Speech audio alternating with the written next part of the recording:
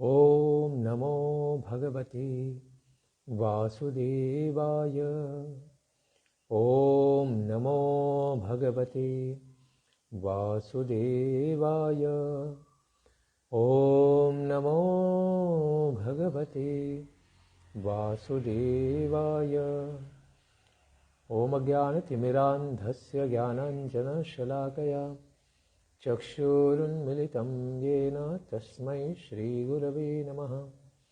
नमो विष्णुपादाय कृष्णपृष्ठाय भूतले श्रीमते भक्तिवेदान्तस्वामिन्निति नामिने। नमस्ते सारस्वते देवे गौरवाणी प्रचारिणे निर्विशेष शून्यवादी पाश्चात्यदेशतारिणे। नमो महावदान्याय कृष्णप्रेमप्रदायते कृष्णाय कृष्णचैतन्य नाम्ने गौरत्विषे नमः। हे कृष्ण करुणा सिन्धो दीनबन्धो जगत्पते गोपेश गोपिकान्त राधाकान्त नमोऽस्तुते। तप्तकाञ्चन गौराङ्गी राधे वृन्दावनेश्वरी वृषभानुसुते देवी प्रणमामि हरिप्रिये। वाञ्छाकल्पतरुभ्यश्च कृपा सिन्धुभ्यैव च पतितानां पावनेभ्यो वैष्णवेभ्यो नमो नमः। जय श्री कृष्ण चैतन्य प्रभु नित्यानंद श्री अद्वैत गदाधर श्रीवासादि गौर भक्तवृंद। हरे कृष्णा कृष्ण कृष्ण हरे हरे हरे राम राम राम हरे हरे। नारायणं नमस्कृत्य नरं चैव नरोत्तमं देवीं सरस्वतीं व्यासं ततो जयमुदीरयेत्। हरे कृष्णा। सब भक्तों का स्वागत है प्रातःकालीन श्रीमद् भागवतम के पाठ में। हम श्रवण कर रहे हैं श्रीमद् भागवतम का चतुर्थ स्कंद। इसके अंतर्गत पृथु उपाख्यान के अंतर्गत हम श्रवण कर रहे हैं कि किस प्रकार से चतुष्कुमार पृथु महाराज के साधुवाद का उत्तर दे रहे हैं और जनमानस के लिए जो भौतिक संसार में फंसा हुआ है उसके कल्याण का क्या साधन है इसके बारे में बता रहे हैं। अहंकार जो है सत्वगुण रजोगुण और तमोगुण इनके साथ मिश्रित होकर ही इस भौतिक संसार के घटकों को बनाता है। जैसे अहंकार सत्वगुण के साथ मिश्रित होकर मन की उत्पत्ति करता है और देवताओं की भी उत्पत्ति करता है, उसी के साथ अहंकार रजोगुण के साथ मिश्रित होकर बुद्धि और तन्मात्राएं यानी इंद्रियों को निर्माण करता है। और अहंकार जब तमोगुण के साथ मिश्रित हो जाता है तब फिर जड़ तत्व जो दृश्य जगत है इसकी रचना होती है। तो ऐसे संसार का अनुभव कराने वाले भौतिक संसार का भौतिक अनुभव कराने वाले अहंकार का अनुभव कब तक होता है जीव को, इसके बारे में बताते हैं। आत्मानम् इंद्रियार्थम च परम यदुभयोरपि सत्याशय उपाधौ वै पुमान् पश्यति नान्यदा।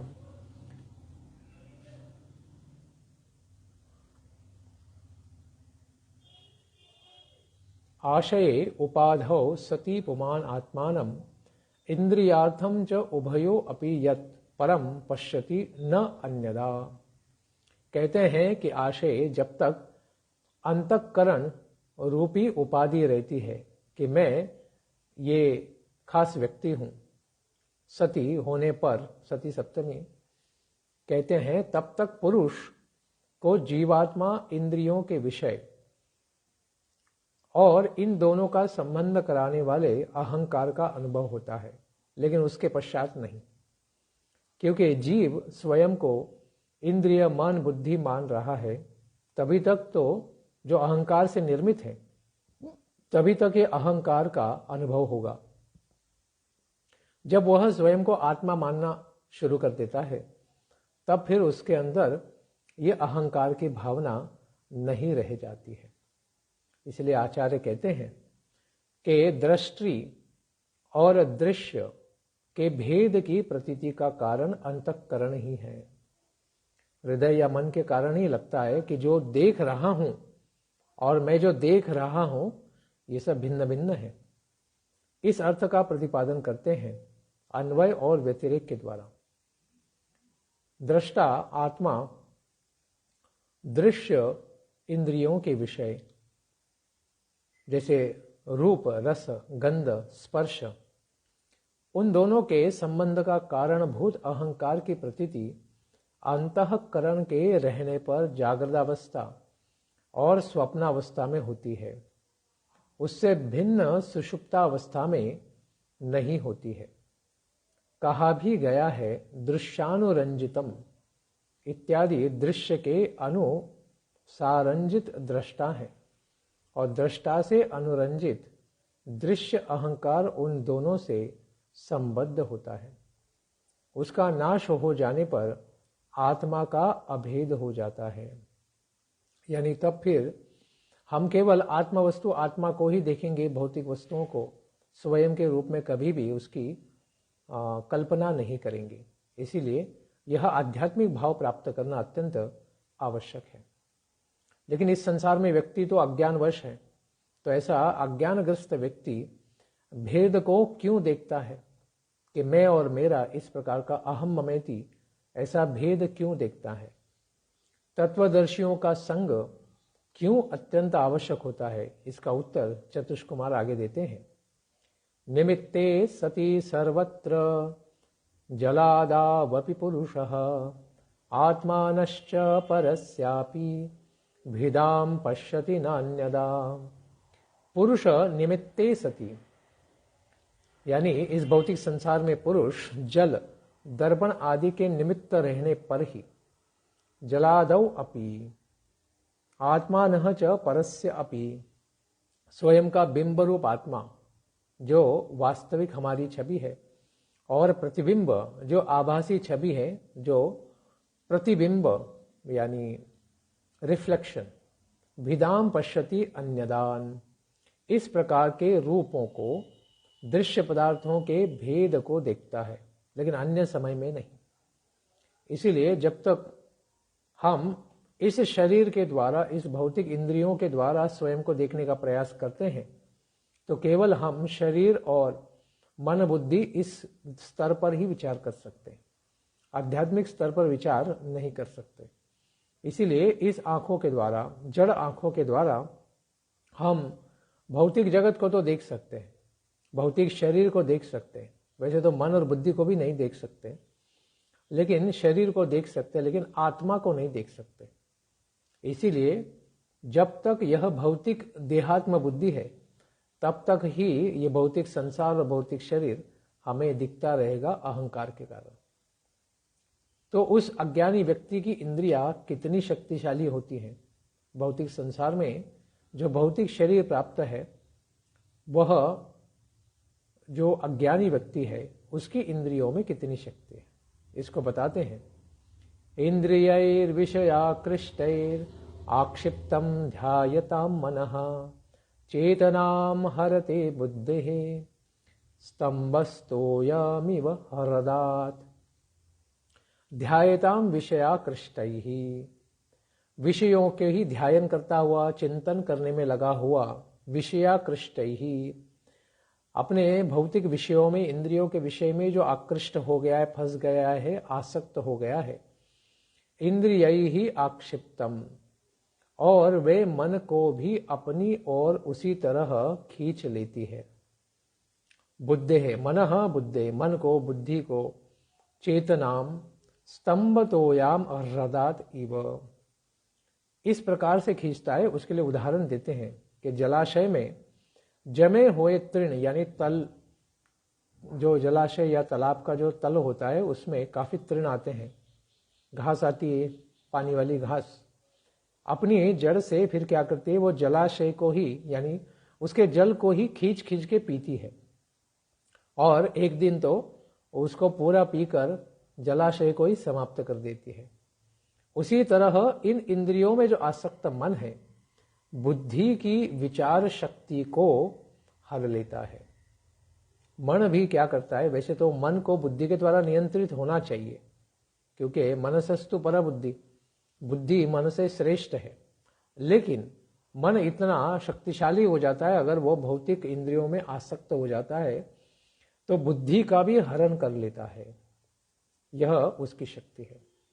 इस तरह से 4 श्लोकों के द्वारा यह बताया गया है कि अनासक्ति तथा आत्मरति के द्वारा मुक्ति की प्राप्ति होती है। तो इस संसार से अनासक्ति यानी भौतिक विषयों से अनासक्ति होनी चाहिए और आध्यात्मिक विषयों के प्रति आत्मरति होनी चाहिए। इसी को अभी बता रहे हैं कि आत्म व्यतिरिक्त विषयों में आसक्ति होने पर संसार की प्राप्ति होती है। जब हम आध्यात्मिक विषयों को टाल देते हैं तो भौतिक विषयों के प्रति आसक्त हो जाएंगे। विषयों में गुणों का आरोप करके विषयों का चिंतन करने वाले पुरुषों की इंद्रियों को स्मरण किए जाने वाले विषय अपनी ओर आकृष्ट कर लेते हैं। तो सारे विषय भौतिक संसार के सत्व, रज और तमोगुण से बने हुए हैं। इसी प्रकार से इन गुणों का चिंतन करने वाला जो रजोगुणी इंद्रियां हैं वो क्या करती हैं, इनका स्मरण मन के द्वारा होता है तो धीरे धीरे मन भी रजोगुण में बाधित हो जाता है और धीरे धीरे इन विषयों के प्रति आकृष्ट हो जाता है।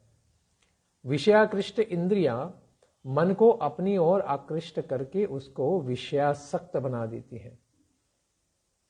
वह विषयासक्त मन बुद्धि की विचार शक्ति का हरण कर लेता है। मन जो है बुद्धि को हरण कर लेता है। इस तरह बात का पता अविवेकी मनुष्यों को नहीं लगता है कि किस प्रकार से सत्य क्या है और सत्य का अनुशीलन क्यों करना चाहिए, इसको वो सर्वथा भूल जाता है।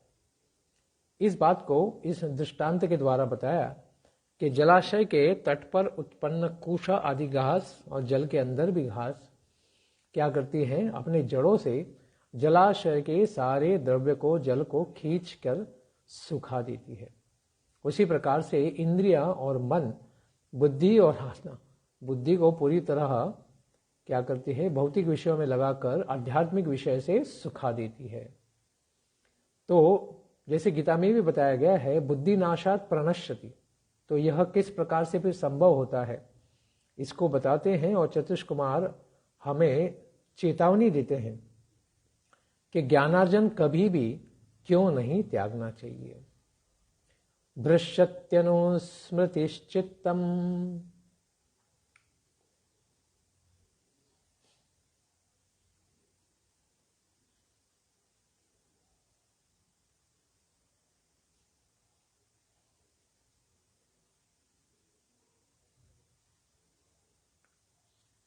भृत्यत्यनुस्मृतिश्चित्तम अज्ञानभ्रंश स्मृतिक्षये तद्रोधम कवयः प्राहुर आत्मापहन्नवमात्मनः चित्तम अनुस्मृति ही स्मृति ही भ्रश्यति। चित्तम यानी विचार शक्ति के नष्ट हो जाने पर उसके पश्चात पूर्वापर की स्मृति नष्ट हो जाती है। स्मृति का क्या होता है, भ्रंश, नाश हो जाता है। और स्मृति क्षय ज्ञान भ्रंशः। और जब स्मृति का नाश हो जाता है कि हमारे लिए क्या अच्छा था, क्या बुरा था, हमने क्या क्या अनुभव किया पूर्व में, क्या क्या हमने गलती की है, वो गलती हमें वापस नहीं करनी चाहिए, इसका अगर स्मरण, स्मृति का अगर नाश हो गया तो फिर ज्ञान का भी नाश हो जाता है। स्मृति का नाश होने पर ज्ञान का नाश होता है। और कवयः, फिर पंडित जन कहते हैं, आत्मनः तद्रोधम आत्मनः आत्मापहन्वम प्राहुः। इस ज्ञान के नाश को ही फिर पंडित जन अपने ही अपना नाश करना कहते हैं कि व्यक्ति अपने से ही स्वयं का क्या करता है, नाश कर देगा। इस प्रकार से भी कहा गया है।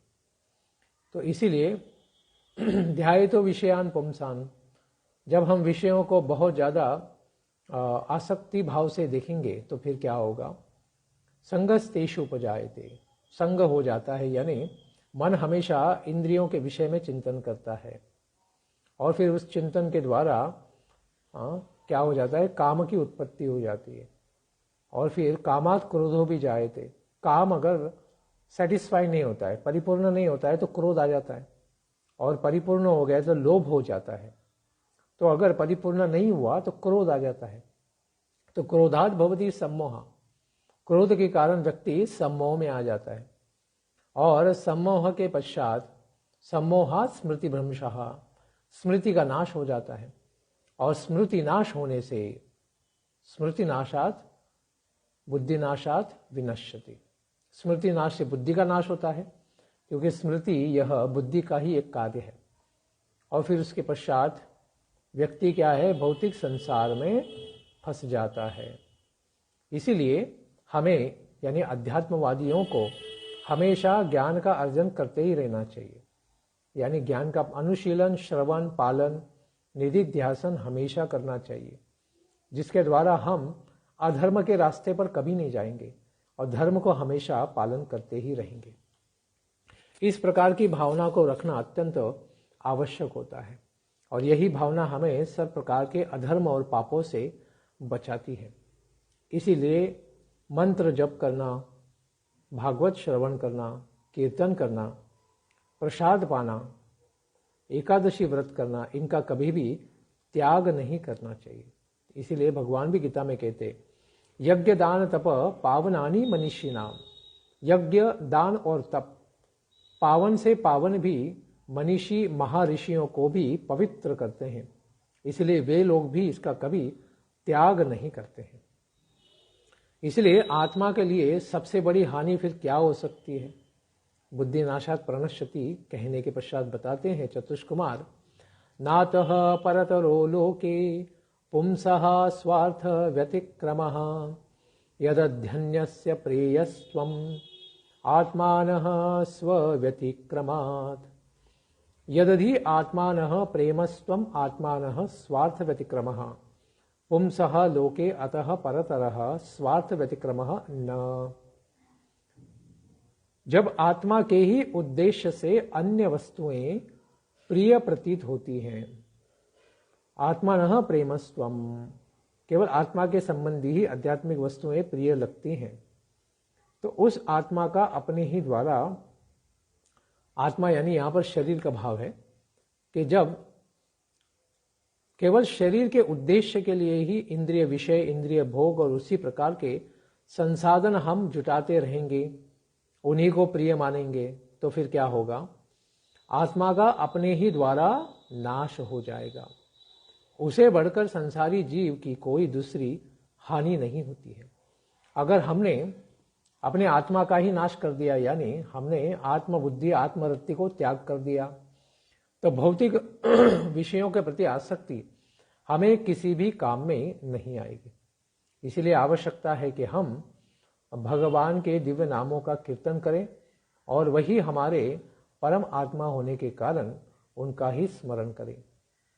इसीलिए कहते हैं, यदि कहे कि किस प्रकार से इस आत्मा का नाश होता है इस संसार में, तो सनत कुमार कहते हैं कि जिस आत्मा को ही लेकर दूसरी वस्तुएं प्रिय प्रतीत होती हैं, श्रुति भी तो कहती है कि आत्मा के लिए सभी वस्तुएं प्रिय होती हैं, उस आत्मा का अपने से ही नाश का होना, इससे बढ़कर जीव का इस लोक में कोई भी उससे बड़ी दूसरी हानि नहीं है। इसलिए इस हानि से बचना है तो हमें क्या करना चाहिए? कौन सा पुरुषार्थ सिद्ध करना चाहिए और कौन सा नहीं, इसको हमें समझना होगा। इसलिए मनुष्य के चारों पुरुषार्थों का नाश किससे होता है? एक नहीं, चारों के चारों, धर्म, अर्थ, काम, मोक्ष, इन चारों का अंत कैसे हो जाता है या नाश, इसको संत कुमार बताते हैं। अर्थेन्द्रियार्थाभिध्यानम सर्वार्थापहनवो नृणाम भ्रंशितो ज्ञान विज्ञानात् येन अविशति मुख्यताम। अर्थेन्द्रियार्थाभिध्यानम, धन यानी पैसा और विषय, इन सबका चिंतन करता हुआ मनुष्य निराम इन लोगों के लिए सर्वार्थ पहनवः, सभी पुरुषार्थों का नाश हो जाता है। धर्म, अर्थ, काम और मोक्ष। ज्ञान विज्ञानात् एन, जिसके द्वारा ज्ञान विज्ञानात् भ्रंशितः, फिर वह मनुष्य ज्ञान और विज्ञान, ज्ञान तो है कि शास्त्रों में जो वर्णित है वह ज्ञान, और विज्ञान यानी उसे जो पालन करने का अभ्यास है वह, उससे भ्रंशितः, वह भ्रष्ट होकर मुख्यताम विशति, फिर वो स्थावर योनियों में प्रवेश करता है, यानी पेड़ पौधा, हाथी, बैल, चूहा या फिर नारकीय लोकों में भी जा सकता है। इसीलिए इस प्रकार का चिंतन, इंद्रियों का चिंतन हमारे लिए बड़ा घातक सिद्ध होता है। इसीलिए मुमुक्षु, जो मुक्ति इच्छति, मुक्ति की इच्छा करने वाले, इस संसार से पार होने की जो इच्छा रखते हैं, ऐसे मुमुक्षु जनों ने किन चीजों से सावधान रहना चाहिए? न कुर्यात् कर्हिचित् संगम तमस्तीव्रम तितिरिषुः धर्मार्थ काम मोक्षाणाम यदत्यंत विघातकम। तीव्रम तमः, अत्यंत घोर अंधकार, तितिरिषुः, जो इसको पार करना चाहते हैं संसारी, क्योंकि सारा संसार अंधकारमय है, क्योंकि यहाँ सूरज डूब जाता है तो पूरा अंधेरा हो जाता है। तो इस प्रकार से ऐसे तामसिक संसार को अगर पार करने की इच्छा रखने वाले हैं, करहिचित, वे कदापि भी संगम न कुर्यात्, कभी भी इंद्रियों का संसर्ग न करे भोग की भावना से। सिर्फ सेवा के लिए कर सकते हैं लेकिन अन्यथा नहीं। तो इस प्रकार से संगम न कुर्यात्, इससे क्या होगा? यत धर्मार्थ काम मोक्षाणाम, जो चार पुरुषार्थ हैं, धर्म, अर्थ, काम और मोक्ष, अत्यंत विघातकम, इनका क्या होगा? सबसे बड़ा बाधक होने के कारण इनका नुकसान हो जाएगा। यानी मुक्ति के मार्ग से हम भ्रमित होकर पुनः स्थावर जंगम योनियों में फंस जाएंगे। इसलिए आवश्यकता है कि इन पुरुषार्थों को भी सिद्ध करें, और इनमें से सबसे महत्वपूर्ण पुरुषार्थ कौन सा है, इसको भी सनत कुमार बताते हैं। तत्रापि मोक्ष एवाथ आत्यंतिक तयोष्यते त्रैवर्ग्योर्थो यतो नित्यम कृतांत भय संयुतः। तत्रापि, उसमें भी मोक्ष एवं, केवल मोक्ष ही, यानी इस संसार को पार कर जाना, तर जाना ही, आत्यंतिकतया अर्थ इष्यते, बद्ध जीव के लिए या मुक्ति की इच्छा करने वाले जीव के लिए सर्वश्रेष्ठ पुरुषार्थ यही है। यतः, क्योंकि त्रैवर्गोर्थ, त्रिवर्ग जो है, धर्म, अर्थ और जो काम है, नित्यम कृतांत भय संयुतः, तो सदा यमराज के भय से युक्त होता है। धर्म करने पर भी कभी कभी गलती हो जाती है, अर्थ में लगने पर तो बहुत सारा काला धन अगर आ गया तो नरकगामी हो जाता है जीव, और बहुत कामनाओं कामनी में लगेगा, योषिताम संगी संगम में लग जाएगा, यानी स्त्रियों के संग में लग जाएगा, तो व्यक्ति को फिर यमराज के पास जाकर उन प्रकार के असित पत्र और लाला भक्ष जैसे भयानक भयानक नरकों की यात्रा करनी पड़ेगी। यानी यमराज का भय हमेशा ही बना रहेगा। इसीलिए कृतांत शब्द यहाँ काल का वाचक है। तो काल के प्रभाव में यमराज के पास जाकर ऐसे भयानक योनियों में प्रवेश करना पड़ेगा। क्या इस संसार में कोई कुशलता पूर्वक रह सकता है, जिसको आसार यानी संसार, संसृति संसार, बार बार पुनरपि जननम पुनरपि मरणम पुनरपि जननी जठरे शयनम, इस प्रकार की संसार की भावनाएं, इस संसार की भावना से बचने के लिए हमें क्या करना चाहिए? तो क्या कोई इस संसार से व्यक्ति कुशलता को प्राप्त कर सकता है? क्यों? इसका उत्तर देते हैं। परे वरे च ये भावा गुण व्यतिकरादनु न तेषां विद्यते क्षेमम ईश विध्वंसिताशिषाम। गुण व्यतिकरादनु परे अवरे च ये भावाः ईश विध्वंसिताशिषाम तेषां क्षेमम न विद्यते। कहते हैं कि प्रकृति में गुण क्षोभ होने के बाद, गुण व्यतिकराद अनु, फिर इसके पश्चात बाद में छोटे बड़े जितने भी भाव पदार्थ हैं, जैसे पृथ्वी जल अपो वायु, ये सब जो तैयार होते हैं, पर्यावरच्य यानी इस संसार में दिखते हैं या जो हमें स्पष्ट रूप से दिखते नहीं, जैसे मन बुद्धि अहंकार, ये सब ये भावा, उनमें ईश विध्वंसिता शिशाम तेषाम क्षेमम न विद्यते, उनमें रहने वाला कोई भी ऐसा व्यक्ति नहीं भौतिक संसार में जो कुशल पूर्वक रह सके। क्षेमम न विद्यते, बड़े आनंद से सुख से कोई संसार में नहीं रह सकता है। क्यों?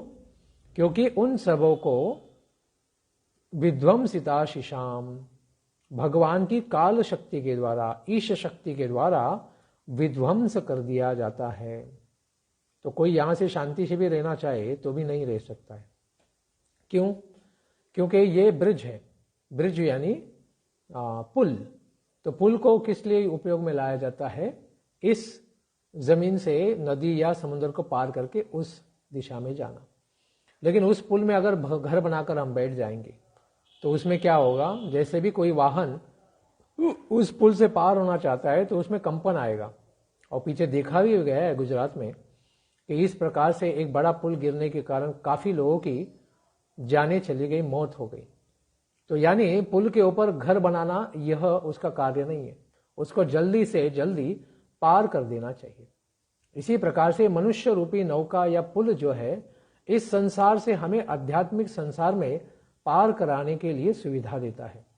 इसमें जल्दी से व्यक्ति ने धर्म अर्थ काम इससे निरत होकर मोक्ष वृत्ति में, भगवान की भक्ति में लग जाना चाहिए, जिसके द्वारा वह जल्द से जल्द इस संसार को पार कर जाए और भगवत धाम चला जाए, जिसके द्वारा उसे पुनः इस भौतिक संसार में वापस नहीं लौटना पड़ेगा। इसीलिए जो भौतिक संसार में सबको डराने वाला काल शक्ति है, इस काल शक्ति के परे कौन है जो हमें इस काल के परे ले जा सकता है, इसके बारे में बताते हैं।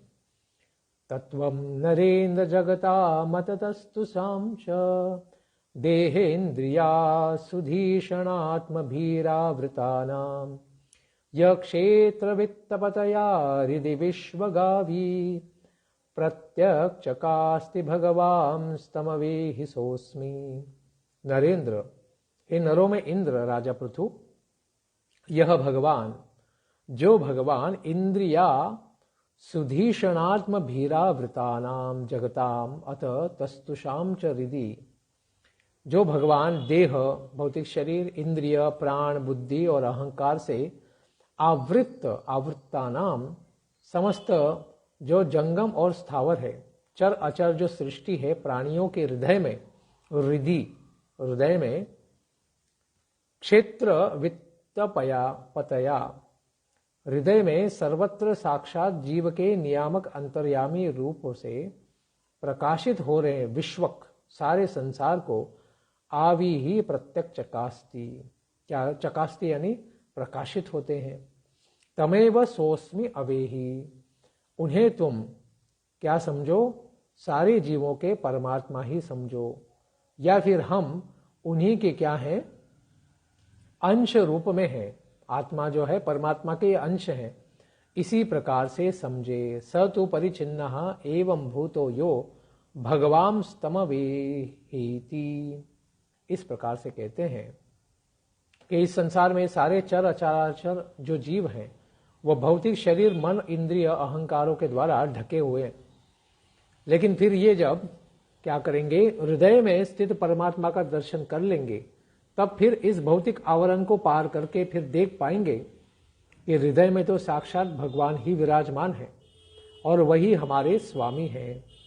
तो इसलिए मैं उन्हीं का हूं, इस प्रकार का भाव हमें आ जाएगा। मैं वही आध्यात्मिक वस्तु हूं, क्योंकि परमात्मा और आत्मा दोनों भी आध्यात्मिक ही होते हैं। इसलिए उनमें कोई उस प्रकार से भेद नहीं है। इसलिए चैतन्य महाप्रभु ने कहा अचिंत्य भेदाभेद। जीव भी भगवान की तरह ही आध्यात्मिक जीव है, लेकिन सूक्ष्म है और वो माया के प्रभाव में कभी कभी आ जाता है। लेकिन भगवान ऐसे काल और माया के प्रभाव से हमेशा ही स्वतंत्र रहते हैं। इसलिए वे हमें इस भौतिक संसार से पार करा सकते हैं। इस प्रकार से हमें समझना होगा।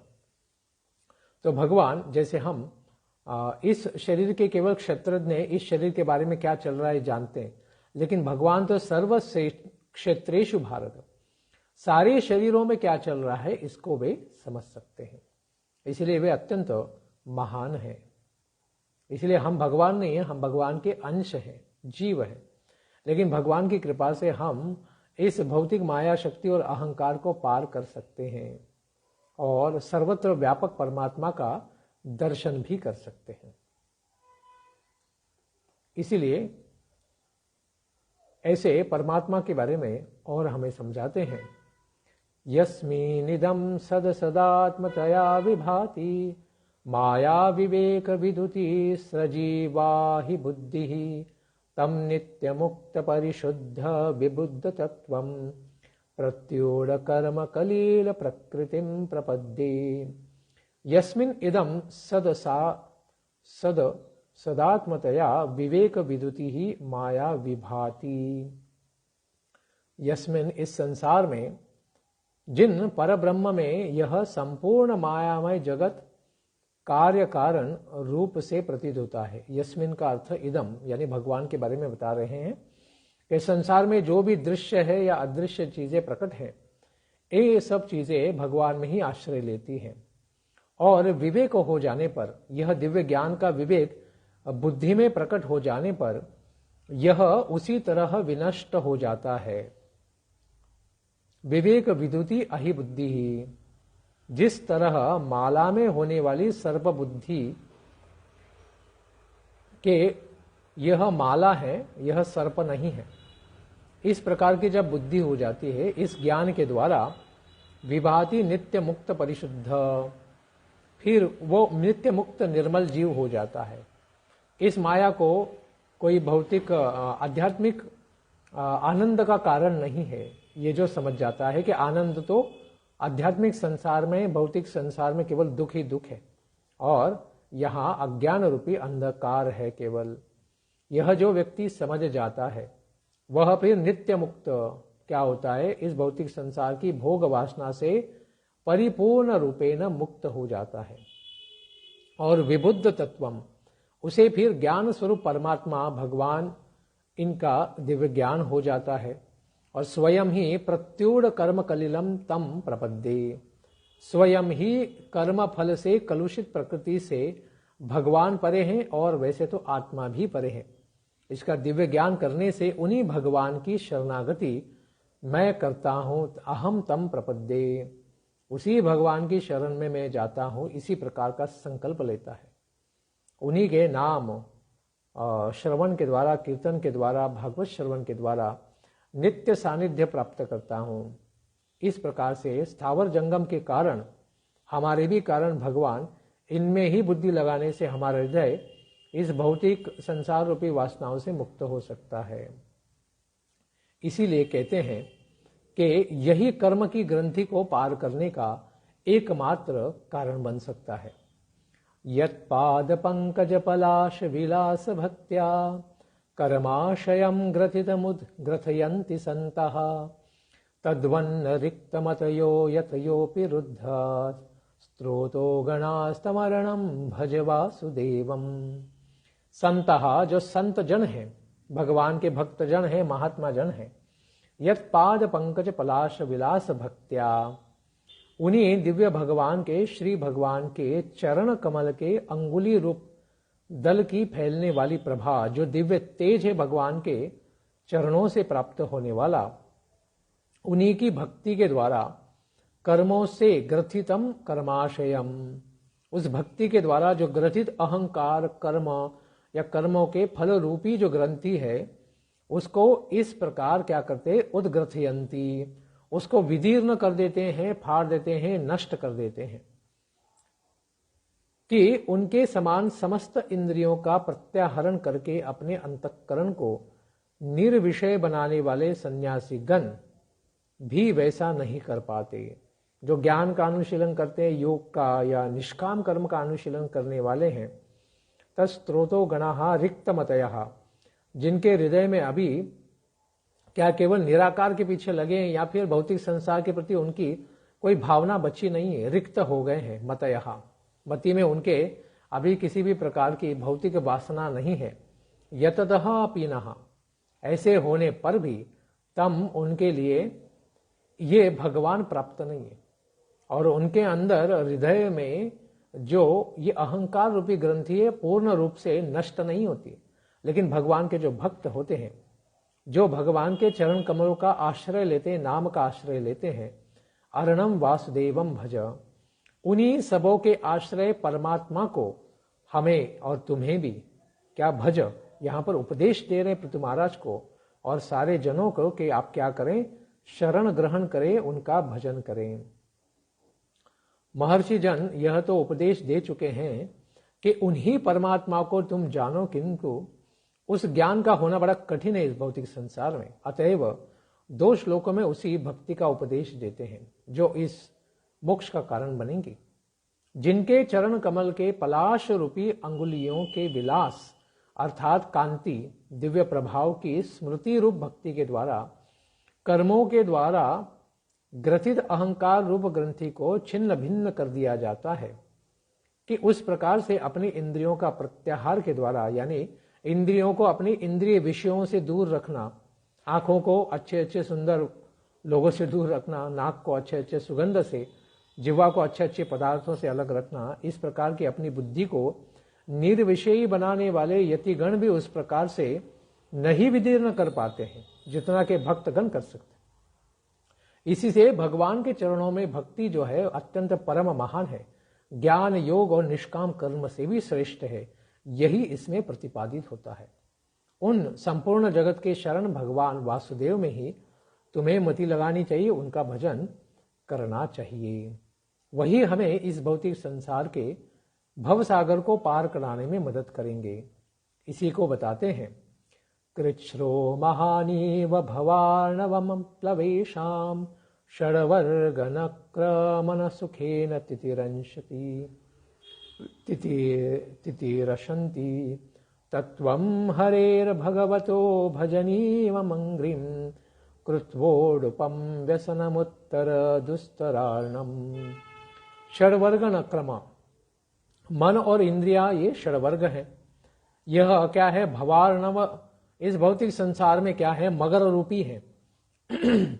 इनको अगर कष्टमय योग आदि, कष्टमय मतलब तपस्या करना पड़ता है योग में, अष्टांग योग में बड़ा दुष्कर साधनों का उपयोग करना पड़ता है, ज्ञान में भी बड़ा दुष्करता है। इन सबको पार करना चाहते हैं ऐसे ज्ञानी और योगी तपस्वी जन, उनको उसे पार करना बड़ा ही अत्यंत कठिन है। अप्लवेशाम इह, क्योंकि ये महान भवसागर है। लेकिन उनसे भी महान कृच्छ्रः तत्वम हरे भगवता, भगवान श्री हरि, इन दिव्य हरि के दिव्य भजनीयम, बहुत सुंदरता से उनके चरण कमलों का अंघ्रिम अगर हम भजन करते हैं, उडुपम कृत्वा, तो फिर क्या होगा, दुस्तरार्णम व्यसनम उत्तर, तो फिर इस भगवान के दिव्य चरण कमलों रूपी इस नौका को हम पार कर लेंगे और संसार रूपी भवसागर को बड़े प्रेम से और आनंद से भी पार कर लेंगे।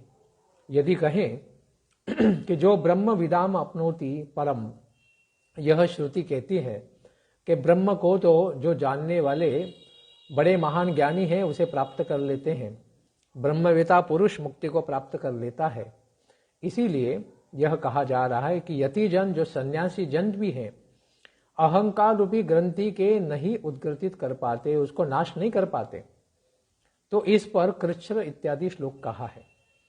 जिन सबों को पार करने में नौकाएं समर्थ नहीं है, उन योग आदि साधनों को पार करने में महान कष्ट होता है। वे योगी जन दुखद योग आदि साधनों के द्वारा मन तथा इंद्रिय रूपी मगरों से भरे हुए इस भौतिक संसार को पार करना चाहते हैं, उनको इसे पार करना बड़ा ही कठिन है। इसीलिए तुम भगवान श्री हरि के भजनीय चरण कमल रूपी नौका के द्वारा इस दुस्तर जल रूपी संसार सागर को पार कर लो।